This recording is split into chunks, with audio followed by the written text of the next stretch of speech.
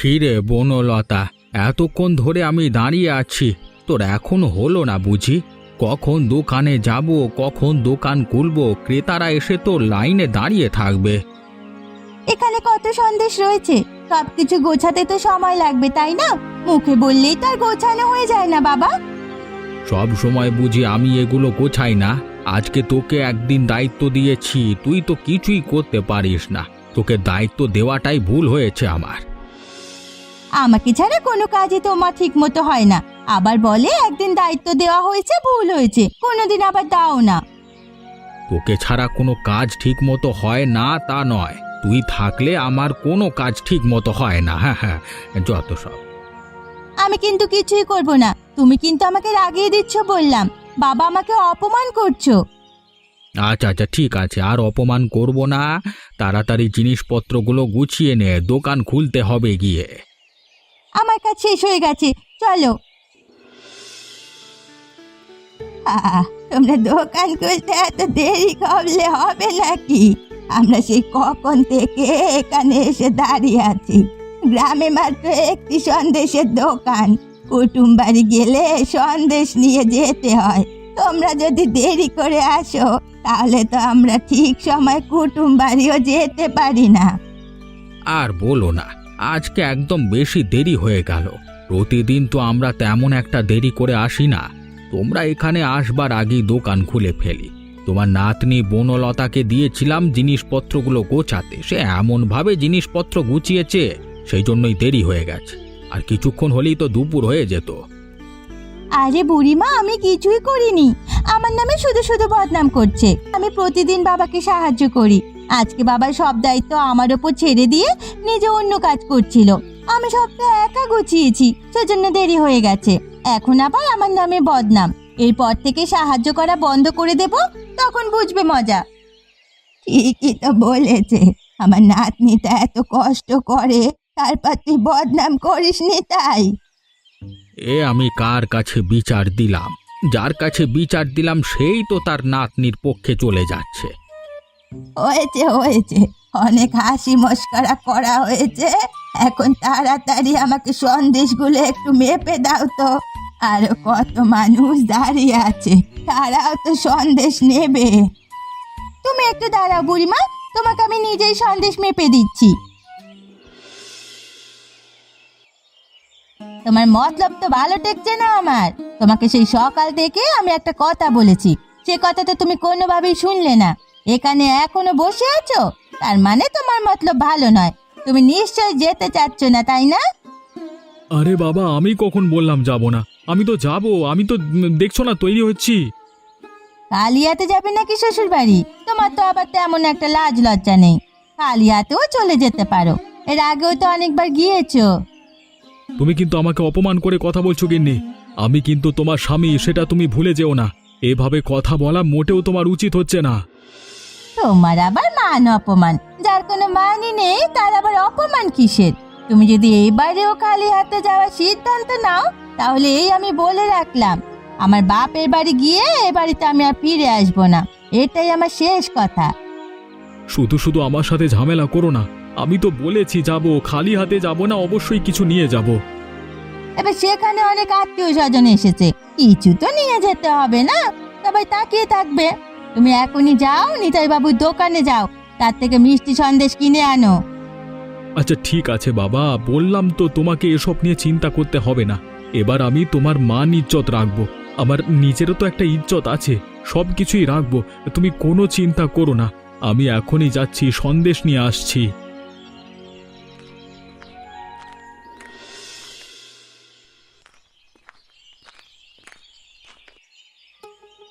যখনই আসি তখনই দেখি নিতাইদা তোমার দোকানে ভিড় লেগে আছে। এত ভিড় যদি থাকে তাহলে কুটুমবাড়ির সন্দেশ নিয়ে যাব কিভাবে বলো তো? যদি সময় মতো বাড়িতে সন্দেশ নিয়ে না পৌঁছায়, দেখা যাবে আমার গিন্নি তেলে বেগুনে জ্বলে উঠেছে, পরে আমাকে ধরে মারবে। কি বলছো নিতাই কাকা? কাকিমা বুঝি তোমাকে ধরে মারে? এই মেয়ের জন্য কোনো কথা বলেও তো আমি শান্তি পাবো না দেখছি। মেয়ে আমার কথার আবার ভুল ধরে। আরে বিয়ে তো এখনো করিসনি, সেই জন্যই বুঝতে পারছিস না। তুইও একটা অন্য পুরুষের জীবন নাস্তানাবুদ করে দিবি। কোনো পুরুষ তোর কপালে জোটে কিনা কে জানে। হ্যাঁ, কারো যে বিপদ, যে কারো বিপদ লেখা আছে কপালে, তুই যার কপালে জুটবি। তুমি আমাকে নিয়ে এত চিন্তা করো না কাকা, আমি অন্তত কাকিমার মতো হব না, কাউকে ধরে মারবো না। কি গো নিতাইদা, তোমার মেয়ে তো ভালোই কথা শিখেছে, মেয়ের সাথে কথা বলি তো আমি পাচ্ছি না। ওসব তোমাদের কাকা ভাতিজির ব্যাপার, এর মধ্যে আমি নাক গলাতে পারবো না। তুমি সন্দেশ নিতে এসেছো, আমি তোমাকে সন্দেশ দিতে পারবো, ওর মধ্যে আমি নাই বাবা। তার মানে দেখলি তো, নিতাইদা নিজেই তোকে ভয় পায়। তার মানে তুই যে অন্য একটা পুরুষের জীবন ধ্বংস করে দিবি সেটা বোঝাই যাচ্ছে। আমার নামে বদনাম করলে ভালো সন্দেশ কিন্তু পাবে না, এই বলে দিচ্ছি। ওরে, খারাপ সন্দেশ দিয়ে আমাকে মার খাওয়াতে যাচ্ছিস নাকি? ওরে, ভালো সন্দেশ দে, তোর নামে আমার বদনাম করব না, সব সময় প্রশংসা করব। আচ্ছা ঠিক আছে, দাঁড়াও দিচ্ছি। আহা বাবা, তুমি আবার আমার সাথে এমন করছো কেন? আরে, আমি কি সন্দেশের মধ্যে ঢুকে গিয়ে দেখেছি নাকি সন্দেশ কেমন ছিল? নিতাইদার সন্দেশ কখনো তো এমনটা হয় না। হঠাৎ করে তার সন্দেশ এভাবে খারাপ হলো কিভাবে, সেটাই তো বুঝতে পারছি না। তুমি শুধু শুধু আমাকে দোষারোপ করো না, আমি দেখছি কি করা যায়। এখন আর কি করবে তুমি? যা হওয়া তা তো হয়েই গেছে। তোমার জন্য এবার আমারও নাকটা কাটা গেছে। আত্মীয় স্বজনের মাঝখানে সবাই যখন সন্দেশ মুখে দিচ্ছিল, সবার মুখখানা তখন আমার দেখতে হয়েছে। কত বাজে বাজে কথা শুনেছি। তোমার জন্য অপমানিত হয়ে সে বাড়ি থেকে রাগ করে আমার চলে আসতে হয়েছে, নালে আরো 2 দিন থাকতাম। আরে বাবা, আমি তো এবার ভালো দেখেই সন্দেশ নিয়ে গেছি নিতাইদার কাছ থেকে। তার সন্দেশ যে এত জঘন্য হবে সেটা আমি কোনোভাবেই বুঝতে পারিনি। বুঝতে পারলে অবশ্যই সে সন্দেশ আমি আনতাম না। তোমাকে তো আমি বিশ্বাস করতে পারছি না গো। দাম কম দেখে ইচ্ছে করে হয়তো তুমি এই সন্দেশগুলো এনেছো। তুমি আমাকে বিশ্বাস করো, আমি পয়সা দিয়ে ভালো সন্দেশ কিনে নিয়ে গেছিলাম। দরকার হলে তোমাকে নিতাইদার দোকানে নিয়ে যাব। এখন একটু ঝগড়াঝাটি না করে বাড়ির দিকে চলো, সেখানে যাই, তারপর নিতাই দাদার সাথে কথা বলবো। আচ্ছা ঠিক আছে, চলো, পরে দেখবো সত্যিটা বের হবে।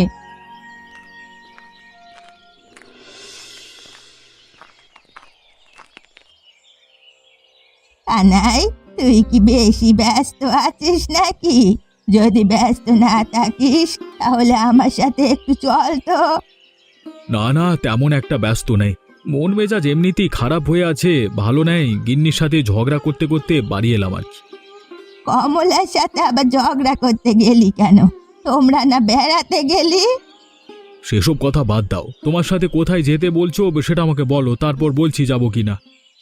গতকাল নিতাই বাবুর কাছ থেকে অনেক সন্দেশ এনেছিলাম, নাতিদের জন্য নিয়ে গিয়েছিলাম। নাতিরা মুখেও দিতে পারেনি, সন্দেশে কোনো মিষ্টি নেই। এমন সন্দেশ কেউ কখনো খেতে পারে নাকি? সে ব্যাপারে কথা বলতে নিতাই বাবুর ওখানে যাচ্ছি। আমি একা বুড়ো মানুষ, যদি উল্টো পাল্টা কিছু বলে আমি কিছু বলতেও পারবো না। সেজন্য তোকে সঙ্গে নিয়ে যাচ্ছি, আমার হয়ে তুই 2 কথা বলবি। এসব তুমি কি বলছো বুড়িমা? আমাদের তো এই সন্দেশ নিয়ে ঝামেলা হয়েছে, আমরাও নিয়েছিলাম, সে সন্দেশ কেউ খেতে পারেনি, সে নিয়েই তো ঝামেলা করছি আমরা। ও আচ্ছা, এই ব্যাপার। তাহলে নিতাই বাবু এখন মানুষ টাকাতে শুরু করেছে? না না, কোনোভাবে এসব মেনে নেওয়া যাবে না। তাহলে তো হয়েই গেল, আমি আর একা নই, তোমরাও আমার সঙ্গে আছো। দুজনে মিলে অবশ্যই গেলে তিনি অস্বীকার করতে পারবেন না। মাত্র আমরা বাড়িতে ফিরলাম, একটু অপেক্ষা করো, আমিও যাব। জামা কাপড় একটু পাল্টে নেই বুড়িমা। আচ্ছা ঠিক আছে। কিরে পল্টু, তোকে যে কাজটা দিয়েছিলাম সেটা কি ঠিকঠাক মতো করতে পারিসনি নাকি? যদি সেই কাজটি তুই ঠিকঠাক মতো করে থাকিস, এতক্ষণে তো ফল পাওয়া উচিত ছিল। কই, কিছুই তো আন্দাজ করতে পারছি না। আরে বাবু, এসব নিয়ে কোনো চিন্তা করবেন না, আমি কাজটা একদম সঠিকভাবে করে এসেছি। আপনি শুধু অপেক্ষা করুন, গ্রামবাসী সবাই এই বুঝি আপনার কাছে আসলো বিচার নিয়ে। আমি তো এটাই চাই। নিতাই আর তার মেয়ে, ওর জন্য আমার ব্যবসার অনেক ক্ষতি হয়ে যাচ্ছে। এবার আমি তাদের এত বড় ক্ষতি করে দেব, তারা সেটা কল্পনাও করতে পারবে না। মাথা উঁচু করে এ গ্রামে কখনো আর ব্যবসা বাণিজ্য করতে পারবে না, সে ব্যবস্থা আমি করছি। একবার যদি ওদের নাম খারাপ হয় কখনো কেউ আর ওদের থেকে কেনাকাটা করবে না। আপনি নিশ্চিন্ত থাকুন, এই সুযোগে আপনার ব্যবসা একদম অনেক দূর এগিয়ে যাবে। ওরা চাইলেও আপনাকে আর ধরতে পারবে না। আমার যে আর কোনোভাবেই তর সইছে না। মন চাচ্ছে গ্রামবাসী সবাইকে গিয়ে আমি নিজে থেকে সবটা বলি, তাহলে বুঝে আমার একটু শান্তি লাগবে। না না, এসব করা একদম উচিত হবে না। হিতে বিপরীত হয়ে গেলে তখন আবার আমাদেরই ঝামেলায় পড়তে হবে। আপনি আমার উপরে ভরসা রাখুন। আমি যে কাজ করে এসেছি এতক্ষণে নিশ্চয়ই গ্রামবাসী সবাই মিলে নিতাই বাবুর দোকান ভাঙচুর করেছে। আমি তোর উপরই ভরসা করেছি, দেখি কতদূর কি হয়।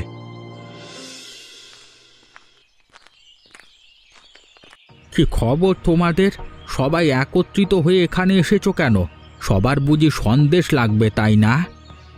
তোমার এই বাজে সন্দেশ আমার আর লাগবে না। তুমি মানুষ ঠকিয়ে ব্যবসা করছো। তোমার এই ব্যবসা বেশি দিন টিকবে না, মনে রেখো। বেশি দিন কি বলছো বুড়িমা তুমি? এখনই এই দোকান বন্ধের ব্যবস্থা করছি। রায় বাহাদুর বাবুর কাছে যাব, সবাই মিলে সবাই তাকে বলবো তিনি এই দোকান বন্ধ করে দেবেন। আরে কি হয়েছে সেটা তো বলবে। এভাবে আমাদের দোকান নিয়ে বাজে কথা বলছো কেন? তোদের দোকানের সন্দেশ তোরা একটু খেয়ে দেখ। এই সন্দেশে কোনো রকম মিষ্টি নেই। এই সন্দেশ নিয়ে মানুষের আরো বদনাম হয়। তোদের বোঝা উচিত, এক সন্দেশ মানুষ কুটুম বাড়ি নেয়, তাদের ইজ্জতটা কতটা নষ্ট হয়। তোরা তো তা বুঝিস না, বুঝিস শুধু ব্যবসা। কেউ কোনো দিন আমার সন্দেশ নিয়ে প্রশ্ন তুলতে পারেনি। আজকে হঠাৎ করে তোমরা আমার কাছে এসে আমার সন্দেশ নিয়ে প্রশ্ন তুলছো। আমার সন্দেশ কোনোভাবেই খারাপ হতে পারে না। আপনার যেহেতু নিজের ওপর এত ভরসা আছে, আপনি নিজে আপনার সন্দেশগুলো একটু মুখে দিয়ে দেখুন না। বাবা, ইনারা তো সত্যি কথাই বলেছে। আমাদের সন্দেশে কোনো মিষ্টি নেই, কিন্তু এমনটা হলো কিভাবে সেটাই তো বুঝতে পারলাম না। তোমাদের কিছু আর বুঝতে হবে না, আমাদের যা বুঝবার সেটা আমরা বুঝে গেছি। ধরা পড়লে কেউই বুঝতে চায় না। চলো চলো, সবাই মিলে রায় বাহাদুর বাবুর বাড়িতে চলো।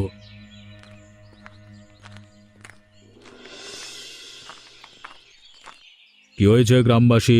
তোমরা সবাই মিলে একত্রিত হয়ে আমার বাড়ির উদ্দেশ্যে এসেছো, কি কোনো ঝামেলা কি লাফড়া হয়েছে নাকি? গ্রামে বিশাল বড় ঝামেলা হয়েছে, সেসব তো আপনি দেখতে পাচ্ছেন না। আপনি আমাদের গ্রামের মোড়ল। গ্রামের মানুষ যে অসাধুভাবে ব্যবসা করছে সেটা তো অবশ্যই আপনার দেখার দায়িত্ব। সবটাই আমি বুঝে গেছি, আর কিছু বলতে হবে না বাবু। আরে আপনাকে তো অনেকবার ওই নিতাই বাবুর কথা বলেছি, ওই যে সন্দেশ বিক্রি করে। আপনি তো আমার কথা তখন শোনেননি। এবার তো প্রমাণ পেলেন, গ্রামবাসী সবাই আপনার কাছে এসেছে। ও আচ্ছা, তাহলে এই ব্যাপার। আমাদের গ্রামে থাকবে আর আমাদের গ্রামের মানুষকে ব্যবসা করে ঠকাবে, সেটা তো আমি কোনোভাবেই হতে দেব না। আমি তো এতদিন নিতাই বাবুকে ভেবেছিলাম ভালো লোক, সেজন্য সবাই অনেক কথা বললেও আমি কোনো কথা কানে নিইনি। আজকে যেহেতু হাতে নাতে প্রমাণ হয়ে গেছে, অবশ্যই একটা ব্যবস্থা নিতে হবে। গ্রামবাসী, তোমরা বলো, তোমরা কি বিচার চাও?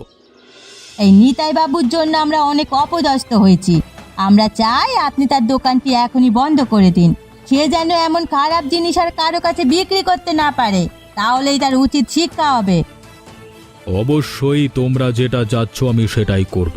তোমরা এখনই আমার সাথে চলো, আমি গিয়ে তোমাদের সবাইকে সাথে নিয়ে তার দোকান চিরতরে বন্ধ করে দেব। চলুন বাবু চলুন, এটা অবশ্যই আমাদের আমাদের দায়িত্ব কর্তব্য। চলুন বাবু চলুন।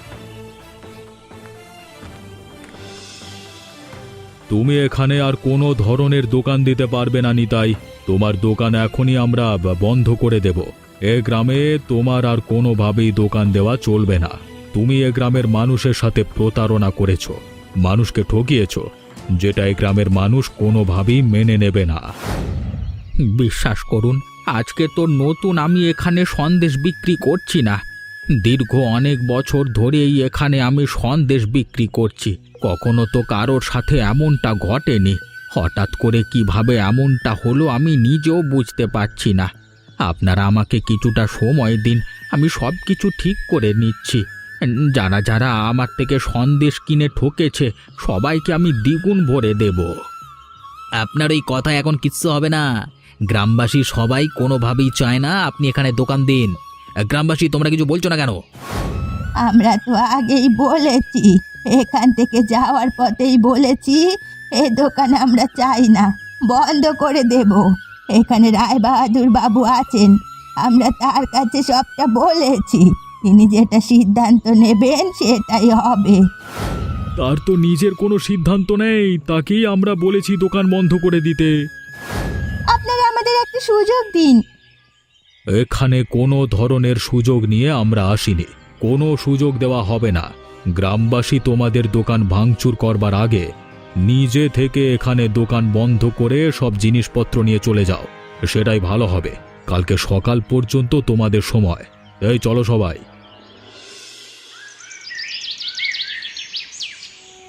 বাবা, আমাদের এভাবে ভেঙে পড়লে চলবে না, আমাদের শক্ত হাতে দাঁড়াতে হবে। যদি আমরা একবারের জন্য নরম হয়ে পড়ি তাহলে দেখা যাবে মানুষজন আমাদের উপরে আরো চেপে ধরেছে। আমার বিশ্বাস কেউ ষড়যন্ত্র করেই এমনটা করেছে। সেটা তো আমিও বুঝতে পারছি, কারা এ ষড়যন্ত্র করেছে আমি সেটাও ভালোভাবে জানি। রায়বাহাদুর বাবু এবং পল্টু মিলে যেভাবেই হোক আমাদের ক্ষতি করেছে। একই সাথে তাদের দোকান এখন ভালো চলবে, আমাদের দোকান বন্ধ।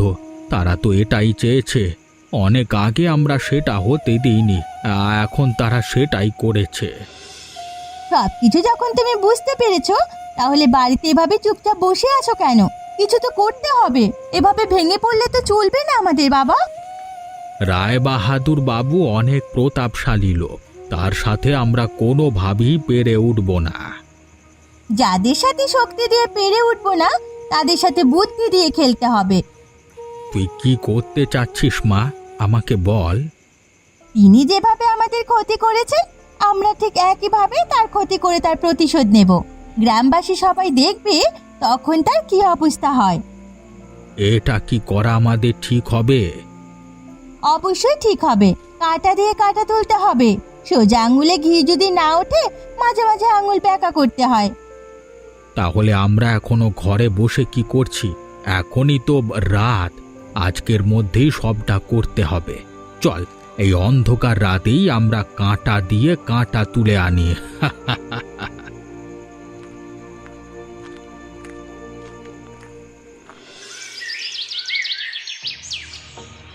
কি হয়েছে?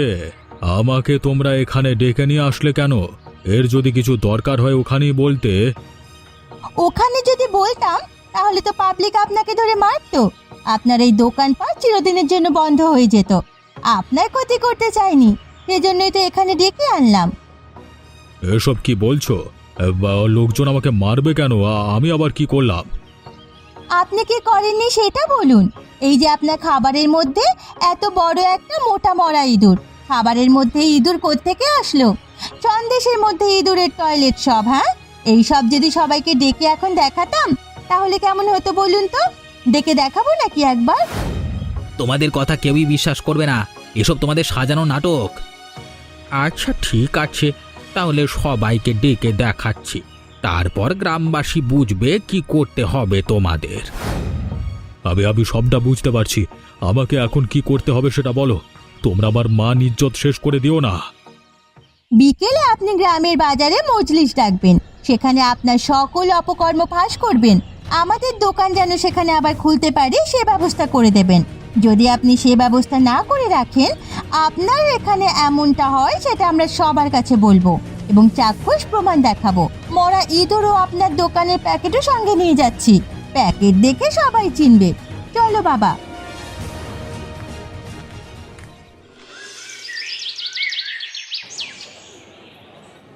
হঠাৎ করে আজকে আবার এখানে আমাদের ডেকে আনলেন কেন বাবু?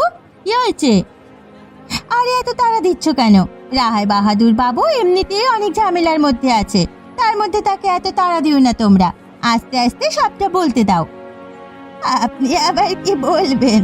আমরা সেই কখন থেকে এখানে দাঁড়িয়ে আছি, বলুন, আমাদের কাজ আছে।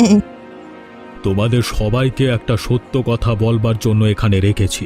নিতাই বাবু এবং বনলতা এখানে সন্দেশের দোকান দেয়, তা তোমরা সবাই ভালো করেই জানো।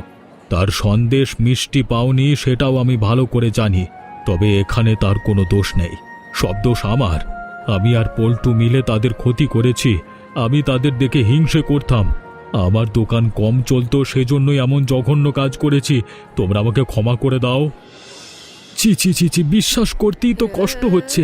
নিতাই বাবুর মতো একজন মানুষের সাথে আপনি গ্রামের মোড়ল হয়ে এটা কিভাবে করতে পারলেন? আপনাকে তো চুনকালি মাখিয়ে জুতোর মালা পরিয়ে এই পুরো গ্রাম ঘোরানো উচিত, অসভ্য লোক একটা। আমার কোনো দোষ নেই। যা করেছে রায় বাহাদুর বাবু করেছে। আমি আমি আমি আমি যা করেছি তিনি আমাকে দিয়ে করিয়েছেন। আমি টাকার লোভে পড়ে করেছি। তোমরা আমাকে ক্ষমা করে দাও। তখন তো সবাই মিলে আমাকে অনেক কিছু বলেছো, কথা শুনিয়েছো, দোকান বন্ধ করে দিয়েছো। এখন তাদের বেলায় কি করবে তোমরাই বলো। নিতাই বাবু তো ক্ষমা চেয়েছে, তাকে ক্ষমা করে দেই। ক্ষমা তো আমরাও চেয়েছি। কাউকে কোনো ক্ষমা করা হবে না। আমরা যেমন নিতাই বাবুকেও ক্ষমা করিনি, এখন থেকে রায় বাহাদুর বাবুর দোকান চিরদিনের জন্য বন্ধ থাকবে। তিনি আর কোনোভাবে এ গ্রামে দোকান চালাতে পারবে না, এটাই শেষ কথা। বুড়িমা যেটা বলেছে তাহলে সেটাই হোক। আমরা সবাই এ কথার সাথে একমত। তাহলে চলো নিতাই বাবুর দোকান খুলে দিয়ে রায় বাহাদুর বাবুর দোকান বন্ধ করে দিয়ে আসি। এমনই মজার মজার গল্প দেখতে চাইলে আমাদের চ্যানেলটিকে সাবস্ক্রাইব করতে ভুলবেন না।